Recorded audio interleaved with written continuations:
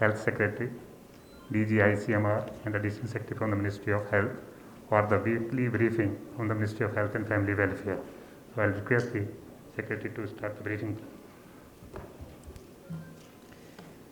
नमस्कार। इस सप्ताह की जो मुख्य हाइलाइट्स हैं वो ये हैं कि जब हम आपसे बात कर रहे हैं उस समय 63 लाख से ज़्यादा लाभान्वितों को वैक्सीन की डोजेज़ दी जा चुकी हैं।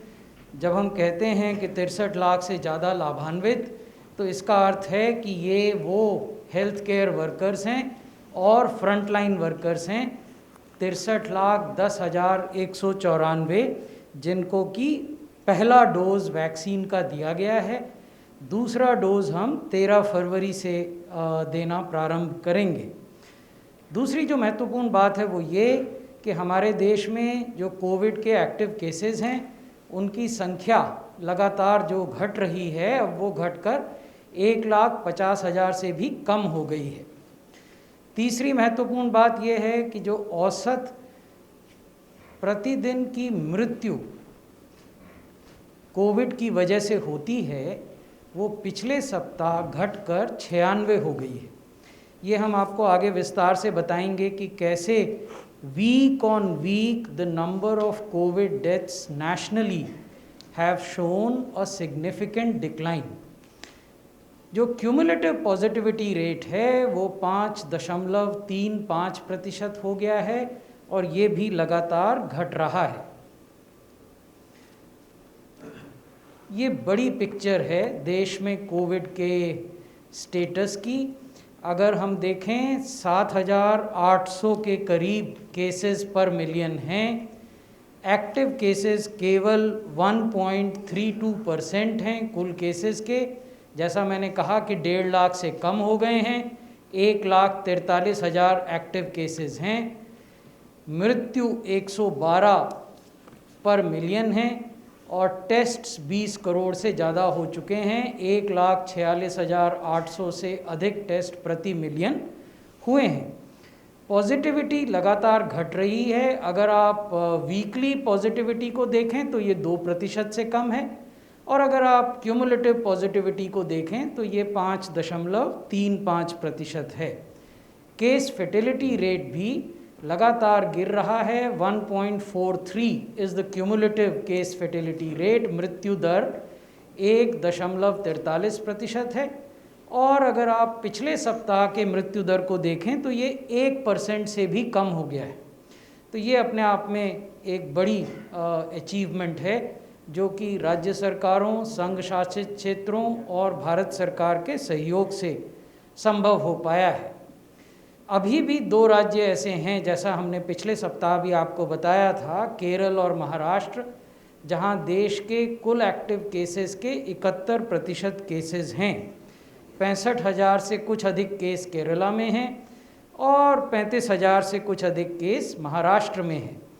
इसी को अगर हम एक पाई डायग्राम के रूप में देखें तो केरल में 45% से अधिक एक्टिव केसेस हैं, महाराष्ट्र में 25%, कर्नाटक में 4%, वेस्ट बंगाल में 3%, तमिलनाडु में 3%।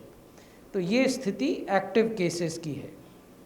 लेकिन इसके भीतर क्योंकि हम ग्रैनुलर डिटेल्स को भी रिव्यू करते हैं और फिर राज्य सरकारों से संवाद में रहते हैं, हम आपको ये बताना चाहते हैं कि इस प्रतिशत के भीतर भी वेरिएबल ट्रेंड्स हैं और वो ट्रेंड्स ये हैं। अगर हम देखें कि जनवरी में क्या स्थिति थी और फरवरी में क्या स्थिति है इन 2 बड़े राज्यों में जहां 71% एक्टिव केसेस हैं, तो महाराष्ट्र में जनवरी में 53,000 एक्टिव केसेस थे और ये घटकर 35,991 हो गए फरवरी में।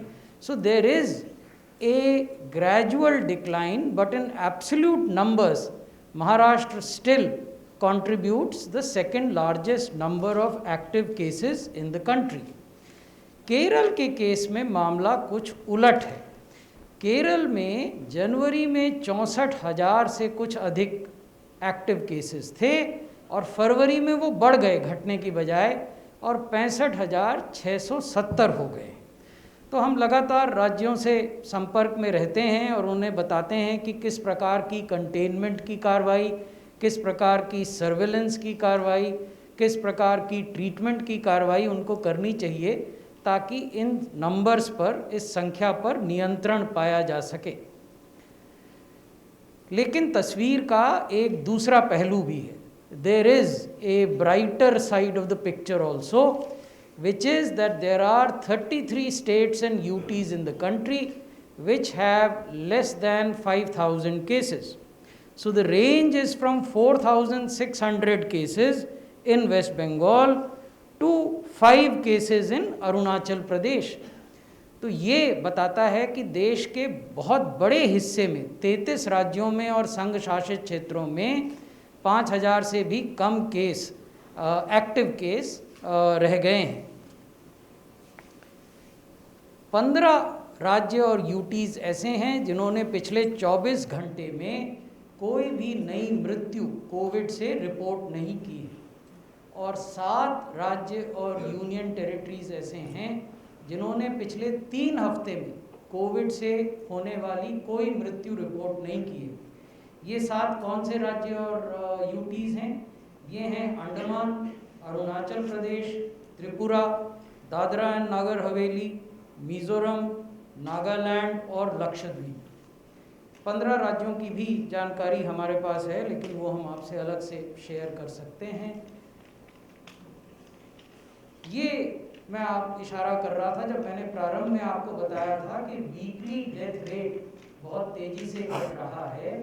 आप देखेंगे कि पिछले 5 सप्ताहों में कोविड से होने वाली मृत्यु में 55% की गिरावट दर्ज की गई है। 55% decline in average daily deaths because of Covid in the last 5 weeks. अगर जनवरी के पहले सप्ताह में देखें तो जो औसत प्रतिदिन होने वाली मृत्यु थी वो 211 थी, और अब अगर हम देखें 3 फरवरी से 9 फरवरी वाले सप्ताह में तो औसत प्रतिदिन होने वाली मृत्यु घटकर 96 या 96 हो गई हैं। हम प्रत्येक सप्ताह भी देखते हैं कि हमारे देश में क्या स्थिति है इन्फेक्शन की, and how does that position compare with the situation of the pandemic और इन्फेक्शन इन अदर कंट्रीज। तो अगर नई मृत्यु पर मिलियन पॉपुलेशन को देखा जाए पिछले सप्ताह, तो भारत में ये 0.5 थी, रूस में 24, ब्राज़ील में 33, फ्रांस में 45, इटली में 45, जर्मनी में 55, यूएसए में 68 और यूके में 96। तो ये साप्ताहिक आंकड़े आपको ये बताते हैं कि इन्फेक्शन किस दिशा में जा रहा है। इसी प्रकार अगर हम न्यू केसेस पर मिलियन पॉपुलेशन देखें पिछले सप्ताह के, तो हमारे देश में 58 न्यू केसेस पर मिलियन पॉपुलेशन दर्ज किए गए पिछले सप्ताह में। अन्य देश हैं जहां की 700 से लेकर 2500 तक ये केसेस प्रति मिलियन दर्ज किए गए पिछले सप्ताह। अब बात करते हैं वैक्सीनेशन की। ये मेरे सहयोगी डॉक्टर मनोहर अगनानी आपसे शेयर कर चुके हैं। उन्होंने आपको बताया था कि हमने 60 लाख वैक्सीनेशन से अधिक कर लिए हैं। 60 लाख वैक्सीनेशन करने में हमने सबसे तेज़ गति से ये वैक्सीनेशन किए 24 दिन में। यूएसए में 26 दिन लगे, यूके में 46 दिन लगे, और जो अधिकांश वेस्टर्न इकोनॉमीज़ हैं वहाँ तो 60 लाख का आंकड़ा अभी छुआ नहीं गया है, तो इसलिए वो कंपैरिजन हम आपको नहीं दिखा सकते हैं। लेकिन देश के भीतर भी जो स्थिति है, कुछ राज्यों ने बहुत अच्छा काम किया है, कुछ राज्य हैं जिनको और बेहतर काम करने की आवश्यकता है। तो ये 12 राज्य और यूनियन टेरिटरीज़ हैं जिन्होंने अपने हेल्थ केयर वर्कर्स के कुल डेटाबेस का 65% या उससे अधिक लोगों को पहला डोज वैक्सीनेशन का दे दिया है। पहले नंबर पर बिहार है, इन्होंने 78% लोगों को कवर किया है पहले डोज से। दूसरे नंबर पर त्रिपुरा है 77%, फिर मध्य प्रदेश तीसरे नंबर पर 76%, उत्तराखंड चौथे नंबर पर 73%, फिर उड़ीसा 72%, मिज़ोरम 69%, हिमाचल प्रदेश 68%, उत्तर प्रदेश 68%, अंडमान एंड निकोबार 67%, राजस्थान 67%, केरला 66 एंड लक्षद्वीप 66। तो ये 12 राज्य और यूटीज़ हैं जिन्होंने कि 65% से अधिक कवरेज किया है वैक्सीनेशन के पहले डोज से। ये वो 11 राज्य और यूटीज़ हैं जिन्होंने कि 40% से कम कवरेज किया है। तो इसमें रेंज जो है वो 15% कवरेज से लेकर, जो पुडुचेरी में है, 38% कवरेज तक है जो दिल्ली में है। तो ये राज्य हैं जिनके साथ हम संवाद में रहते हैं और उनको बताते हैं कि किस तरीके से इसको बढ़ाया जा सकता है। हाल में ही केंद्रीय स्वास्थ्य मंत्रालय ने सभी राज्यों को ये निर्देश दिए हैं कि जो भी हेल्थ केयर वर्कर्स हैं उन सबको कम से कम एक बार वैक्सीनेशन के लिए कोविन के माध्यम से शेड्यूल कर लिया जाए 20 फरवरी तक। हमने ये निर्देश भी दिए हैं कि सभी हेल्थ केयर वर्कर्स को मॉप अप राउंड, यानी जो शेड्यूल्ड राउंड से छूट गए लोग, उनके लिए मॉप अप राउंड 24 फरवरी तक आयोजित कर लिए जाएं। 24 फरवरी तक जो हेल्थ केयर वर्कर्स डेटाबेस में हैं लेकिन न तो शेड्यूल्ड सेशंस में आते हैं न मॉप अप राउंड में आते हैं, हमारे पास कोई विकल्प नहीं होगा बनिस्बत बजाय इसके कि हम उनको एज अप्रोप्रिएट श्रेणी में ले जाएं। We cannot indefinitely keep on scheduling and rescheduling healthcare workers. So these timelines have been communicated to the states. States have been advised that all healthcare workers must be scheduled at least once for vaccination by 20th of February 2021. States and UTs have also been advised that mop-up rounds for healthcare workers must be organized by 24th of February. ये multiple mop up rounds हो सकते हैं। States चाहें तो 2 mop up round कर लें, states चाहें तो 3 मॉपअप राउंड्स कर लें। The aim of mop-up round is to ensure that those healthcare workers that could not come during the scheduled vaccination sessions will then avail of the benefit afforded by the mop-up rounds to get their dose of vaccination. Similarly, we have advised the states and UTs that all frontline workers must be scheduled for vaccination at least once by 1st of March 2021. We have further advised the states and UTs that all frontline workers must be given the opportunity of mop-up rounds by 6th March 2021. Those frontline workers that do not appear either in scheduled vaccination rounds or in mop-up rounds will have to be relegated to the age-specific appropriate vaccination rounds. हमने आपको बताया था कि CoWIN feedback system को भी हमने electronics और information technology मंत्रालय के साथ सहयोग कर प्रारंभ किया है। एक रैपिड असेसमेंट सिस्टम है रैस, मिनिस्ट्री ऑफ इलेक्ट्रॉनिक्स और इंफॉर्मेशन टेक्नोलॉजी का, जिसका उपयोग हम ये फीडबैक प्राप्त करने के लिए करते हैं। पिछली बार एक टाइपोग्राफिकल एरर से हमने 17 जनवरी की जगह वो 17 फरवरी दिखा दिया था, so this time we have corrected that typo.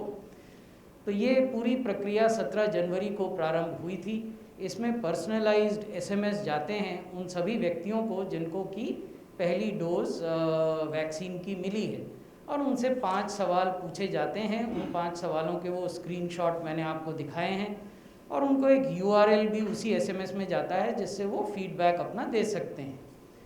तो ये जो फीडबैक मिलते हैं हमें, ये रियल टाइम पर अपडेट होते हैं इस व्यवस्था का संचालन NEGD करता है हमारे लिए, और इसमें इस प्रकार के आंकड़े आए हैं। ये जो आज मैं आपके साथ डाटा दिखा रहा हूँ, ये 7,75,000 लोगों द्वारा दिए गए रिस्पॉन्सेज पर आधारित है। 97% लोगों ने कहा कि वो ओवरऑल वैक्सीनेशन के एक्सपीरियंस से संतुष्ट हैं। हमने उनसे पूछा कि क्या वहाँ फिज़िकल डिस्टेंसिंग रखी जा रही थी, तो 97% ने कहा हाँ। हमने उनसे ये भी पूछा कि क्या आपको वैक्सीनेशन की प्रक्रिया की जानकारी दी गई और क्या वैक्सीन आपको ठीक ढंग से प्राप्त हुई, तो 98% ने कहा हाँ। हमने उनसे पूछा कि एडवर्स इवेंट फॉलोइंग इम्यूनाइजेशन के बारे में आपको जानकारी मिली कि नहीं, 88% लोगों ने कहा हाँ मिली। हमने ये भी पूछा कि जब आपको वैक्सीन दे दी गई पहली डोज, तो फिर 30 मिनट बैठाकर आपकी मॉनिटरिंग की गई कि नहीं, 97% से अधिक लोगों ने कहा हाँ। और क्या आप सेटिस्फाइड थे ओवरऑल एक्सपीरियंस से, तो 97.35% ने कहा हाँ। मैंने पिछली बार आपको ये कहा था कि नेशनल एडवर्स इवेंट की जो कमेटी है उसकी बैठक होने वाली है, तो वो बैठक अब हो गई, उसकी पहली बैठक, and this is one of the multiple meetings that they will have.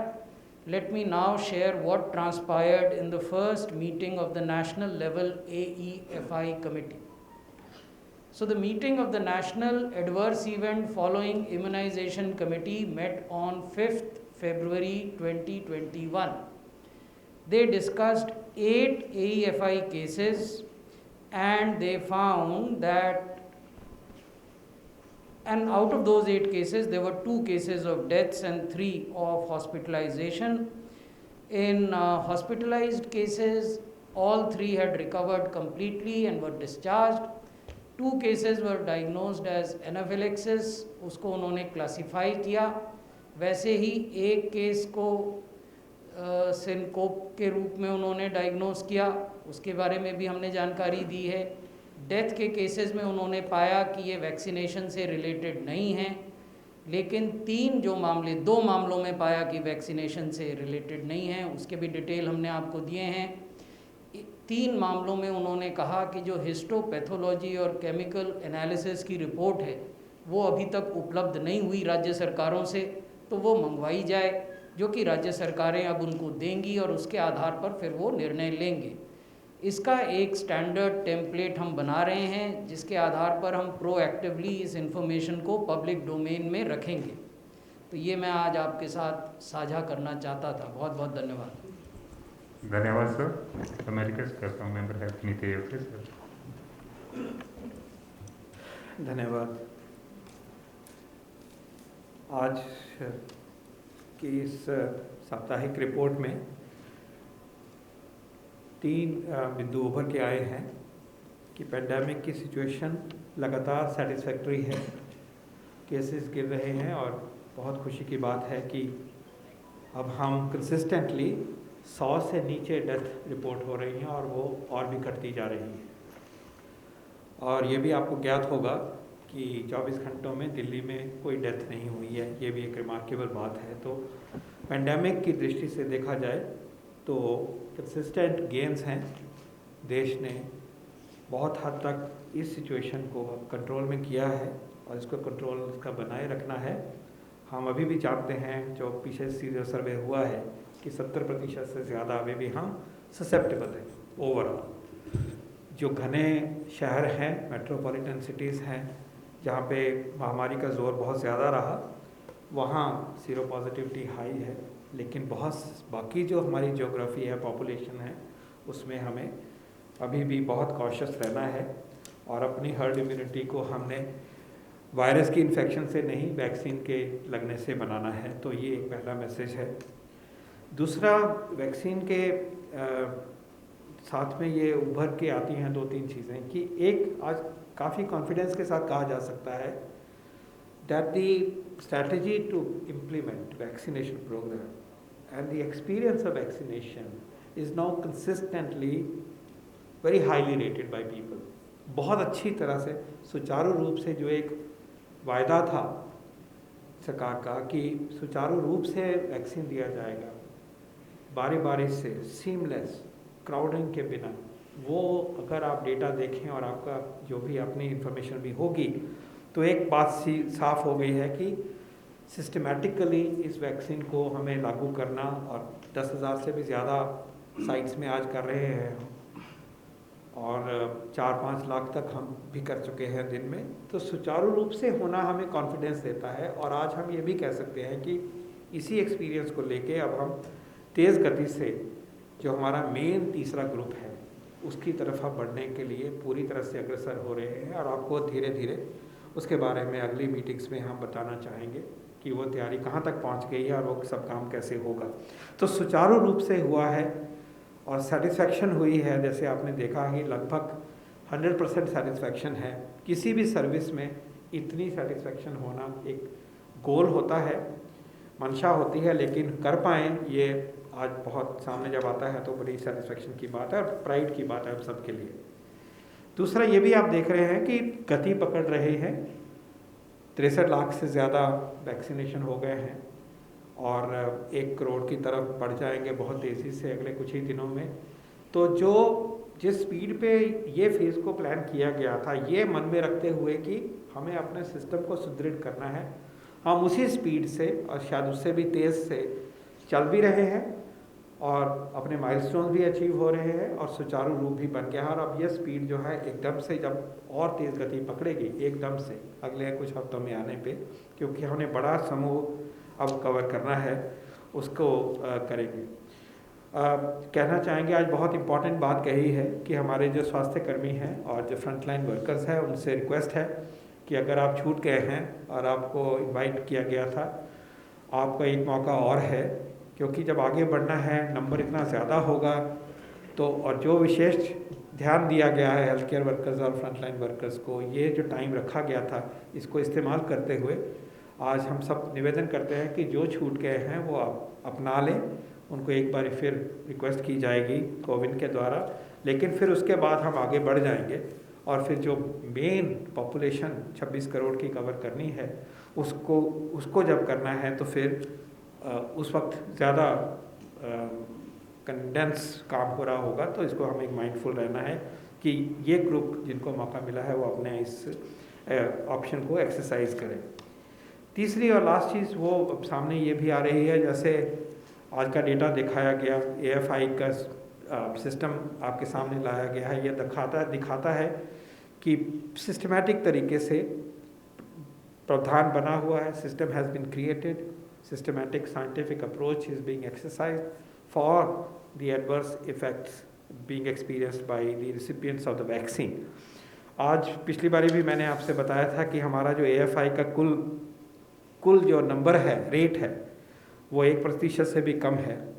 और अगर आज कल तक का डेटा देखें तो ये 0.07%, 0.07, 4,303 out of 6.3 million is what the number is. So एक मामूली सा बुखार और मामूली सी दर्द जो हो रही है वो एक व्यक्ति को हो रही है 1400 में से। 1400 लोग टीका लगाते हैं, बहुतों को कोविशील्ड लगा, काफ़ियों को कोवैक्सीन लगा। साइड इफ़ेक्ट कितना हुआ? 1400 में से एक कि मामूली सी दर्द, मामूली सा रैश। तो ये कहना आज और भी हमें कॉन्फिडेंस से हम कह सकते हैं कि ये वैक्सीन्स हमारे सेफ़ वैक्सीन्स हैं, सेफ़ वैक्सीन हैं। इस कंसर्न को आप हमें बिल्कुल ही दूर कर देना चाहिए और अपनाना है इस वैक्सीन को, और आगे जो वायदा किया गया है और संकल्प किया गया है कवर करने का, उसकी तरफ जल्दी से बढ़ना है। You have no seen that there is no death, you have also seen hardly any hospitalisations. So this is a very very reassuring and affirmation of the fact that these two vaccines are superbly safe. And also, lastly, the fact that 6.3 million people have embraced the vaccine. So vaccine hesitancy वाली बात भी जो है वो एक तरफ हो गई है। अब इतने व्यक्ति जब ले लेंगे वैक्सीन को किसी भी देश में, किसी भी पॉपुलेशन में, तो अब वैक्सीन हेजिटेंसी एक पर्सनल इशू कह सकते हैं, but it is not a population level issue for us to worry. Let's move forward. We must earn herd immunity through vaccination. We must keep the virus away. We must continue to take basic precautions because the virus is still lurking somewhere near us. But today, again, now we are in a phase where we feel reassured, we feel safe, and we can confidently say that we can face the rest of the problem, the tail end of the problem, effectively in times to come. Thank you very much. Thank you very much, sir. Friends, now we can take some questions from you. Effectiveness of Oxford vaccination used in India on the COVID virus variant. Is the ministry planning to re-evaluate of these vaccines? Where have the other vaccines candidate reached in terms of being made available to public? South Africa variant की बात कर रहे हैं. Okay, doctor Bhargava इसका उत्तर भी देंगे, पर मैं शुरू करता हूँ. साउथ अफ्रीका के वेरिएंट के बारे में जो खबरें आ रही हैं, जो डेटा पब्लिक डोमेन में डाला जा रहा है, उसके अलावा हम जो साइंटिफिक चैनल से इंफॉर्मेशन हमें प्राप्त होती है उसके ऊपर हम पूरी तरह से नज़र रखे हुए हैं. और जो रिसेंटली ये दर्शाया गया है कि जो साउथ अफ्रीका का वेरिएंट है, उसकी वजह उसके एक तो तीव्र गति फैलने के आसार आते हैं. ये B1.351 वेरिएंट है, तेज़ गति से फैलता है. और कुछ दर्शाया जा रहा है जो कि उस स्टडी के अंदर जितनी लिमिटेशंस हैं उनको रखते हुए सामने कुछ हिंट है कि माइल्ड डिजीज़ जो है वो प्रिवेंट नहीं कर पाता, लेकिन सीरियस डिजीज़ को प्रिवेंट करने में कोई कोताही नहीं है, कोई इफेक्ट नहीं है. और मोर्टेलिटी को कम करने में कोविशील्ड वैक्सीन, एस्ट्राजेनेका और सीरम का वैक्सीन जो है वो continues to be effective. And therefore we have no concern at this moment on two counts. We are a system of detecting this variant. As you know, we launched a collaboration some 8 weeks ago, where we are sequencing the viruses being isolated in the country. That system is working. And till the last report, as of yesterday, there is no, this particular variant is not in the country, but we are keeping a watch, and that's the job that's being done very seriously, as you know. And you know that through that system only we also detected UK variant in the country. So it is being watched, and today there is no evidence to say that we have this virus in the country. Secondly, going by what has been published and going by the stand taken by the governments after full consideration, the European governments, we would like to reiterate that we have no concern whatsoever about the efficacy of Covishield as of now. We will push forward with our vaccination program.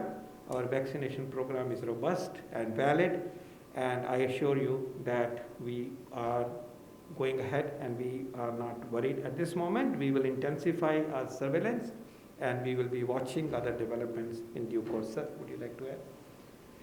The other vaccine on the horizon, yes, there is emerging news. One, as you know, that Sputnik 5 vaccine they are tying up with multiple industry partners here. Very proud that there are several other industry partners who are willing to go in for new other additional vaccine production in the country. We know there are positive developments in that regard. There is a published work which is very reassuring about the utility and the efficacy of that particular vaccine. We are also watching with great zeal the progress being made by Cadila Zydus. Their trial is proceeding very well. We are hoping that a nasal vaccine candidate is about to be licensed for phase 1, not licensed, given grant approval for phase 1 early trials. We are watching the developments with regard to Novavax as well, which we know that has been found to be useful. And we are aware of the fact that Serum Institute has an agreement with them for contract manufacturing. Therefore, those developments are also being watched. There may be they may be exercising the option of moving forward with the Indian component of their work, study, as if need be, or manufacturing. And therefore, yes, there are interesting developments. We are also watching J&J vaccine developments globally, and they also have interest in manufacturing in the country. So yes, as has been stated repeatedly, India is fortunate to have 2 great made in India vaccines and as many as 6 or 5, 6, 7 of these vaccines in the pipeline, and perhaps many more. So continue to be optimistic.